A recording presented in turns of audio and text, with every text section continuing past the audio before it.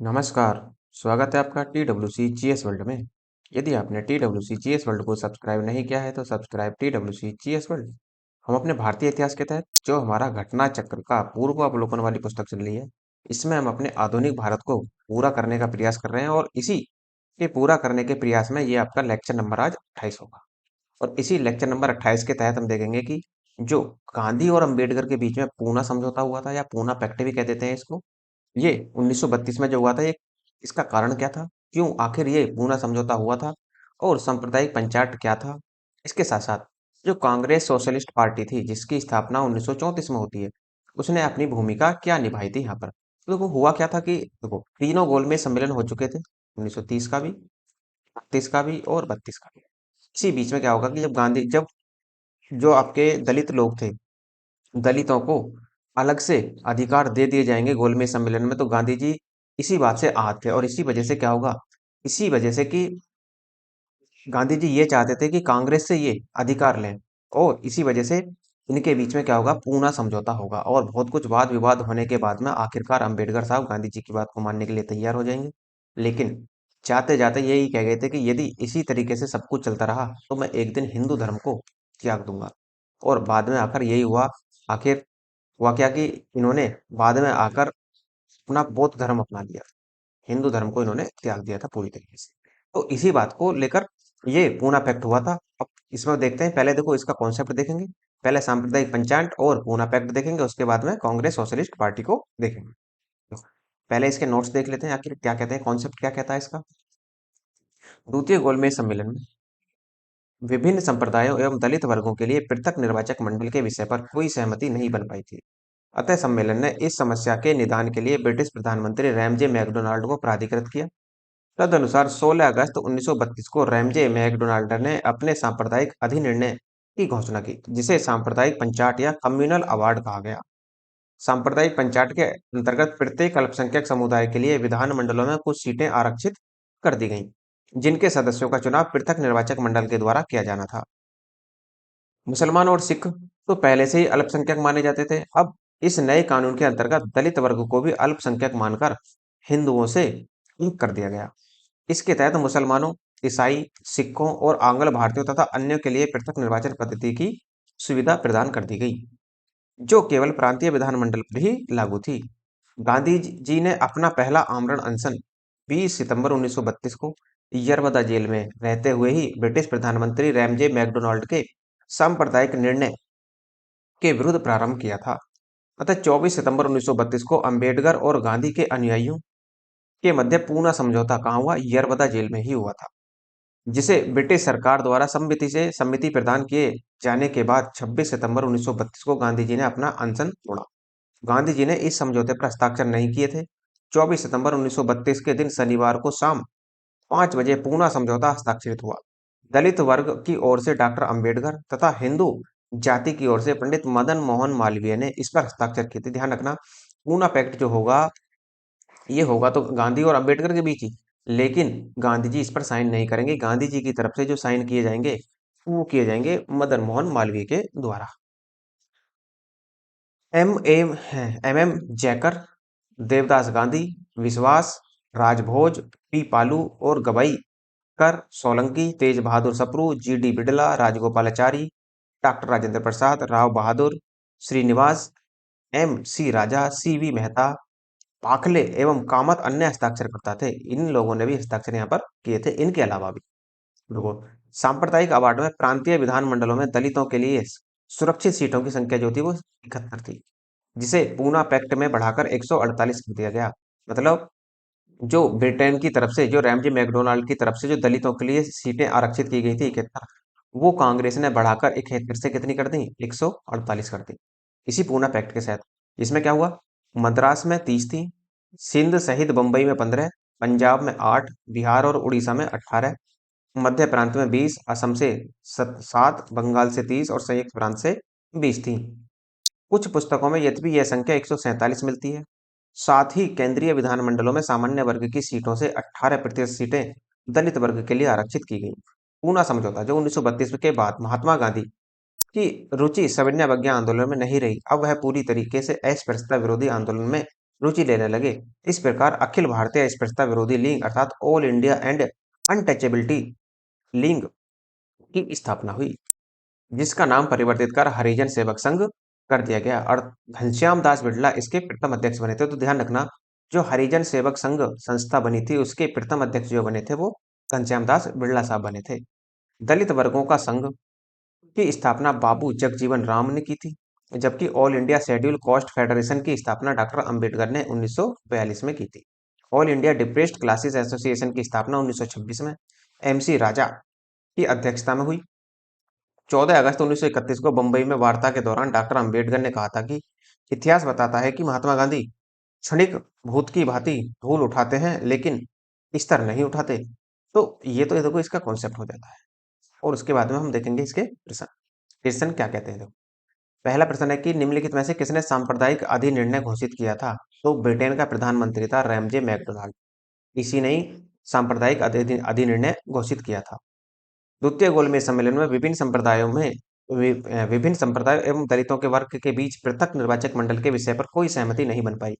तय सम्मेलन ने इस समस्या के निदान के लिए ब्रिटिश प्रधानमंत्री रैमजे मैकडोनाल्ड को प्राधिकृत किया और 16 अगस्त 1932 को रैमजे मैकडोनाल्ड ने अपने सांप्रदायिक अधिनिर्णय की घोषणा की, जिसे सांप्रदायिक पंचायत अर्थात कम्युनल अवार्ड कहा गया। अगस्त 1932 में के रैमजे मैकडोनाल्ड के सांप्रदायिक पंचायत के द्वारा पहली बार एक पृथक निर्वाचक समूह बनाया गया था। तो ये कब बना था? मुसलमानों के लिए नहीं, भारतीयों के लिए नहीं, एंग्लो इंडियंस के लिए नहीं, केवल अछूतों के लिए बना था। आंसर आपका डी होगा। ब्रिटिश प्रधानमंत्री रैमजे मैकडोनाल्ड ने 16 अगस्त 1932 को सांप्रदायिक पंचायत प्रस्तुत किया, जिसके अंतर्गत प्रत्येक अल्पसंख्यक समुदाय के लिए विधानमंडलों में कुछ सीटें सुरक्षित कर दी गईं, जिनके सदस्यों का चुनाव पृथक निर्वाचक मंडल के द्वारा किया जाना था। मुसलमान और सिख तो पहले से ही अल्पसंख्यक माने जाते थे। अब इस नए कानून के अंतर्गत दलित वर्गों को भी अल्पसंख्यक मानकर हिंदुओं से अलग कर दिया गया। तो देखो कथन दिए, दो कथन ए है और उसका कारण आर है और फिर से कहता है कि इसमें सही कथन कौन सा है। देखो फिर से बता देता हूँ, कॉन्सेप्ट क्लियर रखना अपना। ऐसे सवाल जब भी आप हल कर सकते हैं जब आपका कॉन्सेप्ट एकदम क्रिस्टल क्लियर होगा। ब्रिटिश सरकार ने अगस्त 1932 में सांप्रदायिक पुरस्कार की घोषणा की थी। क्या ये सही है? हाँ, ब्रिटिश सरकार ने अगस्त 1932 में सांप्रदायिक पंचायत की या सांप्रदायिक पुरस्कार की घोषणा की थी। इसके तहत प्रत्येक अल्पसंख्यक समुदाय के लिए विधानमंडलों में कुछ सीटें आरक्षित की गई, जिसके लिए सदस्यों का चुनाव पृथक निर्वाचन मंडल से होता था। बिल्कुल, जबकि दलित वर्ग के लिए कितनी सीटें थी? इसमें 71 सीटें आरक्षित की गई थी। इसका मतलब कथन ए भी सही है, कारण भी सही है और जो कथन ए है क्या सही स्पष्टीकरण आर करता है। आंसर आपका ए होगा। मैकडोनाल्ड, नेक्स्ट क्वेश्चन है आपका। मैकडोनाल्ड सांप्रदायिक पंचायत ने किसे पृथक चुनाव क्षेत्र में आरक्षित सीटें आवंटित नहीं की थी? तो ये हुए थे बौद्धों। बौद्धों को सीटें आवंटित नहीं होती, मुसलमानों को हो चुकी थी। मुसलमानों को तो देखो पहले ही हो चुकी थी 1909 के पार्लियामेंटो सुधार अधिनियम के तहत ही। सिखों को भी हो गई, अनुसूचित जातियों को भी। सिखों को कब हुई थी? जो मॉन्टेग्यू चेम्सफोर्ड सुधार आया था 1919 का। अगस्त 1932 को ब्रिटिश रैमजे मैकडोनाल्ड ने सांप्रदायिक पंचायत की घोषणा की। इसमें पृथक निर्वाचक पद्धति को न केवल मुसलमानों के लिए जारी रखा अपितु इसे दलित वर्गों पर भी लागू किया। इसके तहत मुसलमानों, ईसाइयों, सिखों और आंग्ल भारतीयों तथा अन्यों के लिए पृथक निर्वाचन पद्धति की सुविधा प्रदान की गई, जो केवल प्रांतीय विधानमंडलों पर ही लागू थी। अतः स्पष्ट है कि बौद्धों को पृथक चुनाव क्षेत्र आरक्षित सीटें इसके तहत आवंटित नहीं की गई थी। महात्मा गांधी ने अपना पहला आमरण अनशन कब प्रारंभ किया था? तो ये किया था पहला आमरण अनशन इन्होंने कम्युनल अवार्ड के समय, अर्थात कहाँ? यरबदा जेल में। आंसर आपका ए होगा। गांधी ने अपना पहला आमरण अनशन 20 सितंबर 1932 को यरबदा जेल में रहते हुए ब्रिटिश प्रधानमंत्री रैमजे मैकडोनाल्ड ने के सांप्रदायिक निर्णय के विरुद्ध प्रारंभ किया था, जो कि 24 सितंबर को अंबेडकर और गांधी जी के अनुयायियों के मध्य पूर्ण समझौता हुआ। इस समझौते को ब्रिटिश सरकार द्वारा सम्मति से प्रदान किए जाने के बाद 26 सितंबर 1932 को गांधी जी ने अपना अनशन तोड़ा था। नेक्स्ट, 1932 में महात्मा गांधी ने मरने पर्यंत उपवास प्रधानतः इसलिए किया कि क्यों किया था? देखो, गोलमेज सम्मेलन या गोलमेज सभा भारतीय राजनीतिक आकांक्षाओं को संतुष्ट करने में असफल रही थी। क्या ये ऐसा था? हाँ, ऐसा था। अब कहता है कि नहीं, ऐसा नहीं था। बिल्कुल ऐसा नहीं था। कांग्रेस और मुस्लिम लीग में मित भिन्नता थी। नहीं, इतनी भी मित भिन्नता आप ये कह सकते हैं, ये पूछ के रहा देखो। मुंडा इसलिए था कि नहीं, ये भी नहीं है आपका। और आपका जो आप पूछता है कि ये भी नहीं है आपका। तो देखो, रैमजे मैकडोनाल्ड के ने सांप्रदायिक अधिनिर्णय की घोषणा की थी? हाँ, ये आपका ठीक होगा कि रैमजे मैकडोनाल्ड ने सांप्रदायिक अधिनिर्णय की घोषणा की थी या कम्युनल अवार्ड की घोषणा की थी। सांप्रदायिक अवार्ड एवं पूना पैक्ट में क्रम से दलित वर्गों के लिए कितनी कितनी सीटें आरक्षित की गई थी? देखो कितनी सीटें थी, देखो दलित वर्ग के लिए थी 71 और जिनको बाद में बढ़ाकर कितना कर दिया गया था 147। तो आंसर आपका बी होगा। सांप्रदायिक अवार्ड में प्रांतीय विधानमंडलों में दलितों के लिए सुरक्षित सीटों की संख्या 71 थी, जिसे पूना पैक्ट में बढ़ाकर 148, मद्रास से 30 थी, 30, सिंध सहित बंबई से 15, पंजाब से 8, बिहार और उड़ीसा से 18, मध्य प्रांत से 20, असम से 7, बंगाल से 30 और संयुक्त प्रांत से 20 कर दिया गया था। कुछ पुस्तकों में यद्यपि यह संख्या कितनी मिलती है, 147 भी मिलती है। ध्यान रखना है 148 से प्रभावित नहीं होना, ना ही 147 से, कुछ भी आ जाए बात दोनों की एक है। कहीं कुछ पुस्तकें 148 लिखती हैं जबकि कुछ पुस्तकें 147। साथ ही केंद्रीय विधानमंडल में सामान्य वर्गों की सीटों में से 18% सीटें दलित वर्ग के लिए आरक्षित की गई थी। पूना पैक्ट संबंधित था, देखो पूना पैक्ट किससे, दलित वर्ग से संबंधित था, क्योंकि अंबेडकर और गांधी जी के बीच हुआ था। पूना समझौते का उद्देश्य क्या था? देखो पूना समझौते का जो मेन उद्देश्य था वो था हिंदू मुस्लिम एकता नहीं, दलित वर्ग को प्रतिनिधित्व देना। जिसके तहत क्या हुआ था, इसके तहत यह हुआ था कि कम्युनल अवार्ड के तहत दलित वर्ग को 71 सीटें दी गई, जबकि पूना पैक्ट के बाद में इनको 147 या 148 सीटें यहाँ पर बंटवारा किया गया था। नेक्स्ट, फिर से कथन ए है, उसका कारण आर है। ये आपको देखना है कि इसमें से सही कौन सा है। अब देखो, पूना पैक्ट ने कम्युनल अवार्ड के उद्देश्य को धराशायी कर दिया। बिल्कुल कर दिया था, क्योंकि 71 सीटों की बजाय दलितों को कितनी दी गई, 147 या 148 सीटें दी गई।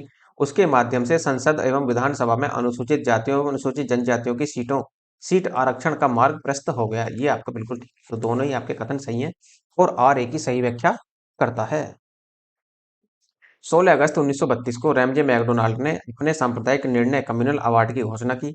इस अधिनिर्णय के तहत मुसलमानों, यूरोपियों, सिखों के साथ दलित वर्गों के लिए भी पृथक निर्वाचक मंडल का प्रावधान किया गया।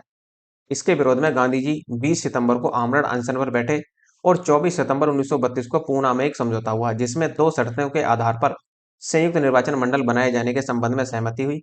ये दो शर्तें थी कि प्रथम जो थी वो विभिन्न प्रांतीय विधान मंडलों में दलित वर्ग के लिए 148 सीटें आरक्षित की गई, जबकि सांप्रदायिक अधिनिर्णय में केवल 71 सीटों की व्यवस्था की गई थी। दूसरे में केंद्रीय विधानमंडल में सामान्य वर्गों की सीटों में से 18% सीटें दलित वर्ग के लिए आरक्षित की गई। श्री बी आर अम्बेडकर और गांधी जी के बीच समझौता हुआ था, जो कहलाता है वो आपका पूना समझौता कहलाता है या पूना पैक्ट भी कहलाता है। C answer. पूना पैक्ट पर हस्ताक्षर किए थे, देखो पूना पैक्ट पर हस्ताक्षर किसने किए थे? तो ये आप यहाँ पर देखें, इनमें से कोई सा भी आंसर नहीं निकलेगा आपका, क्योंकि गांधी और लॉर्ड इरविन के बीच में नहीं, गांधी जी और जिन्ना नहीं, गांधी जी सुभाष चंद्र बोस नहीं, गांधी जी अम्बेडकर के बीच। देखो पूना समझौता जो हुआ था वो गांधी और अम्बेडकर के बीच तो हुआ था, लेकिन जो साइन हुए थे वो अम्बेडकर साहब और गांधी जी की ओर से पंडित मदन मोहन मालवीय ने इस पर साइन किए थे। ये आप ध्यान रखना, मालवीय साहब ने। तो इसका आंसर आप कुछ भी नहीं दे सकते। यदि आप गांधी जी की जगह यहाँ पर मदन मोहन मालवीय कर दें तो आंसर आपका डी बन सकता है, लेकिन इसका आंसर फिलहाल नहीं निकलेगा कुछ भी। तो सांप्रदायिक अधिनिर्णय के विरुद्ध गांधी जी आमरण अनशन के बाद पूना समझौता 24 सितंबर 1932 को हस्ताक्षरित हुआ। इस समझौते पर गांधी जी के समर्थक एवं अंबेडकर ने हस्ताक्षर किए थे, गांधी जी ने इस पर हस्ताक्षर नहीं किए थे। सांप्रदायिक अधिनिर्णय की घोषणा के पश्चात निम्नलिखित में से किसे संपादित किया गया? देखो, लखनऊ समझौता हुआ था, ये तो 1916 में हो जाता है। लाहौर समझौता हुआ था, ये भी नहीं। कराची समझौता नहीं, पूना समझौता हुआ था। Answer D.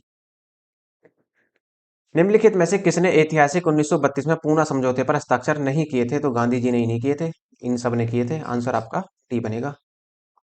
24 सितंबर 1932 के दिन शनिवार को शाम 5 बजे पूना समझौता हस्ताक्षरित हुआ। दलित वर्ग की ओर से डॉक्टर अंबेडकर ने, हिंदू जाति की ओर से पंडित मदन मोहन मालवीय ने इस पर हस्ताक्षर किए। M M Chekar, Devdas Gandhi, Vishwas Rajbhoj, P L Gavai, Thakkar, Solanki, Tej Bahadur Sapru, G D Birla, Rajagopalachari, Rajendra Prasad, Rao Bahadur, Srinivasan, M G Raja, C V Mehta, Bakhle और कामत अन्य ने इस पर हस्ताक्षर किए थे। बंबई में अन्य अनेक लोगों ने इस पर हस्ताक्षर किए। राजगोपालाचारी ने इस समझौते पर हस्ताक्षर के बाद अंबेडकर से अपनी कलम बदल ली थी। 1932 में पूना पैक्ट के बाद हरिजन सेवक संघ की स्थापना हुई। इसके पहले अध्यक्ष जो बने थे वो मैंने आपको कॉन्सेप्ट में बताया था, तो कौन बने थे? घनश्याम दास बिड़ला साहब बने थे। पूना समझौते जो 1932 के बाद महात्मा गांधी की रुचि सविनय अवज्ञा आंदोलन में नहीं रही, अब वह पूरी तरीके से अस्पृश्यता विरोधी आंदोलन में रुचि लेने लगे। इस प्रकार अखिल भारतीय अस्पृश्यता विरोधी लीग की स्थापना हुई, जिसका नाम परिवर्तन कर हरिजन सेवक संघ कर दिया गया। घनश्याम दास बिड़ला इसके प्रथम अध्यक्ष बने थे। ऑल इंडिया अनटचेबिलिटी लीग बाद में जिसका नाम बदलकर हरिजन सेवक संघ हुआ, इसके प्रथम अध्यक्ष निम्नलिखित में से कौन थे? वो इसके अध्यक्ष थे जीडी बिड़ला साहब। आंसर आपका बी होगा, या घनश्याम दास बिड़ला साहब। निम्नलिखित 1932 में स्थापित अखिल भारतीय अछूत विरोधी लीग के प्रथम प्रेसिडेंट कौन थे? तो इसके प्रथम प्रेसिडेंट जो बने थे वो घनश्याम दास बिड़ला दास या जीडी बिड़ला दास ही बने थे। अखिल भारतीय हरिजन संघ की स्थापना किसने की थी? तो अखिल भारतीय हरिजन संघ की स्थापना तो की थी महात्मा गांधी ने, लेकिन अध्यक्ष बनते हैं जीडी बिड़ला साहब। राष्ट्रपिता महात्मा गांधी ने अखिल भारतीय हरिजन सेवक संघ की स्थापना 1932 में की थी। 1933 में उन्होंने साप्ताहिक हरिजन नामक पत्रिका का प्रकाशन भी प्रारंभ किया। अखिल भारतीय हरिजन संघ का अध्यक्ष गांधी जी ने घनश्याम दास बिड़ला को बनाया था। हरिजन सेवक संघ का पूर्व नाम था, तो हरिजन सेवक संघ का जो पूर्व नाम था उसे हम क्या कहेंगे? उसे कहते हैं all India and untouchability league. Answer आपका ए होगा इसमें। नेक्स्ट है, महात्मा गांधी ने 30 सितंबर 1932 को समाज से अस्पृश्यता मिटाने हेतु all India and untouchability league की स्थापना की, जिसका नाम आगे चलकर हरिजन सेवक संघ पड़ा। दलित वर्ग का संघ स्थापित किया गया था, तो दलित वर्ग का संघ जो स्थापित किया गया था वो बाबू जगजीवन राम द्वारा स्थापित किया गया था, तो आंसर आपका बी होगा। दलित वर्ग का संघ की स्थापना बाबू जगजीवन राम ने की थी, जबकि all India schedule caste of federation की स्थापना डॉक्टर बी आर अम्बेडकर ने 1942 में की थी। All India depressed classes association की स्थापना 1926 में एमसी राजा की अध्यक्षता में हुई थी। नेक्स्ट, निम्नलिखित में से किसने कहा था कि महात्मा गांधी क्षणिक भूत की तरह की भूल उठाते हैं और लेकिन स्तर नहीं उठाते? तो इनका कहना था अंबेडकर साहब का। आंसर आपका ए होगा। नेक्स्ट कहता है 14 अगस्त 1931 को बंबई में वार्ता के दौरान डॉक्टर बी आर अम्बेडकर ने कहा था कि इतिहास बताता है कि महात्मा गांधी क्षणिक भूत की भांति धूल उठाते हैं लेकिन स्तर नहीं उठाते। ज्ञातव्य है कि दलितों की स्थिति के बारे में गांधी जी अम्बेडकर के बीच मतभेद था। प्रधानमंत्री रैमजे मैकडोनाल्ड द्वारा घोषित कम्युनल अवार्ड में दलितों को पृथक प्रतिनिधित्व दिए जाने के बाद 20 सितंबर 1932 को महात्मा गांधी ने आमरण अनशन प्रारंभ किया। 24 सितंबर को अंबेडकर और गांधी जी के अनुयायियों के मध्य पूना समझौता हुआ था। अब ये तो हो जाता है, देखो आपका जो आपका कम्युनल अवार्ड था और पूना पैक्ट था, इसके अंतर्गत देखो इसमें इसमें क्या होगा, जो हमारा कांग्रेस सोशलिस्ट पार्टी है इसको देखेंगे हम। तो देखो इसमें पता नहीं क्या हुआ पीपीटी में, ये इसमें आगे की वीडियो है नहीं, अर्थात आगे की पीपीटी ये है नहीं आपको, तो अगले वीडियो में मैं आपको इसमें ला दूंगा, कोई नहीं। और यदि आपको देखो लेक्चर की आपको पीडीएफ चाहिए, तो लेक्चर की पीडीएफ के लिए नीचे आपको डिस्क्रिप्शन में टेलीग्राम का लिंक दिया, तो टेलीग्राम वहां से ज्वाइन कर लेना। और यदि आपको कंप्लीट हिस्ट्री के नोट्स या फिर पॉलिटी के नोट्स या फिर हिंदी के नोट्स चाहिए, तो आप मेल के माध्यम से बता सकते हैं।